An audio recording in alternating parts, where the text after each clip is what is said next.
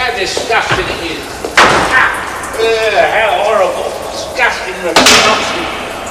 Bolting placement being very angry. What's this?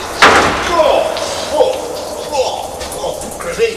Look at this, Harry. But there was a young man from Uckingham who got caught while he was... That is disgusting. Don't you think people will be locked up from that? Absolutely appalling. It's not what I'm used to at all. It's disgraceful. Don't you reckon? Don't you think? Don't you think? Yes, God. Yeah. What are you looking at? What the devil are you talking about? Come on, don't pretend. You're waiting for my young associates to turn up, aren't you? The young man ought to be able to come in here and piss without harassment. How dare you? I'm going to find the manager. I am the manager, and you are out on the street, caught loitering in a toilet. Oh! Yeah. That's what these people need, you know. Short, sharp shock treatment.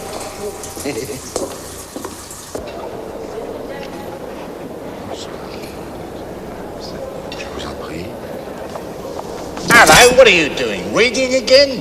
This is a restaurant, not a library. The only thing you're allowed to read in here is the menu. You are insulting the chef. Reading gives you indigestion. Didn't you know that? Don't read at the table. You know, I've just been reading stuff to make your hair curl out there in the toilet. That's the sort of stuff people read, not this sort of thing. Don't you feel out of touch? Does this stuff make money?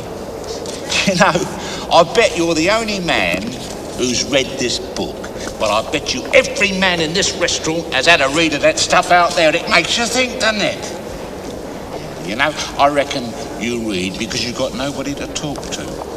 I'll tell you what, just so you shouldn't eat alone, why don't you come and join us? Come and meet my wife. She's seen you. I know she's sorry for you sitting here all alone. She likes to read too. She spends hours sitting on the bed reading. She even reads on the job.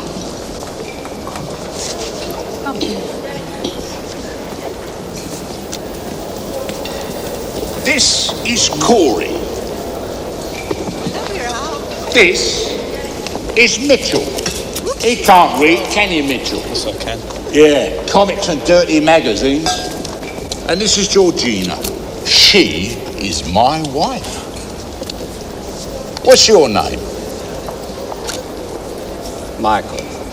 Well, Michael. Oh, is that a Jewish name, Michael? Do you eat kosher food then, Michael? Sit down, Michael, and tell us all about kosher food, Michael. I'm sorry, but I'm not Jewish. Oh, why be sorry? Why hide it? 60% of the people in this restaurant are a touch Jewish, Michael. Yes. Oh, Richard, set another place for Michael, will you? He is Jewish, so maybe you could find him some spare ribs. No pork. No, he won't need those, no. We are going to hold a conversation, aren't we, Michael? Now, you can start, Georgie.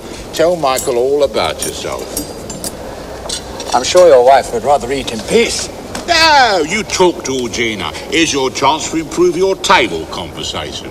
Tell Michael you live in a big house and you spend £400 a week on clothes. I spend £400 a week on clothes. You have a petrol allowance of £40 a week.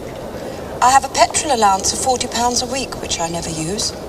You wear beautiful things. I wear beautiful things. You eat in the best restaurants. I eat in the best restaurants. Georgina, try a little harder, please.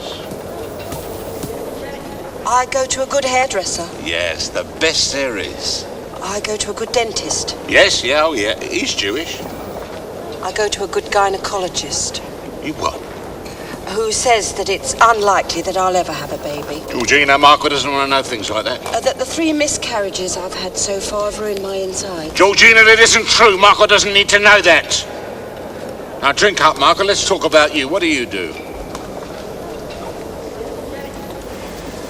I'm a gynecologist. You're a what? You could always come and see me. I don't think we need to discuss that subject here. Being infertile makes me a safe bet for a good screw. Shut up, Georgie! Must apologise for my wife, Michael. I think, Michael, if you don't get back to your table, you're in danger of losing it. The place gets very full about now. Mitchell, take Michael back to his table. Tell him about Tell him about horses. Oh, it's all right, Mr. Spica. Thank you. I prefer to read my book. Besides, I've finished. Thank you. Thank you for introducing me to your wife. I like your name.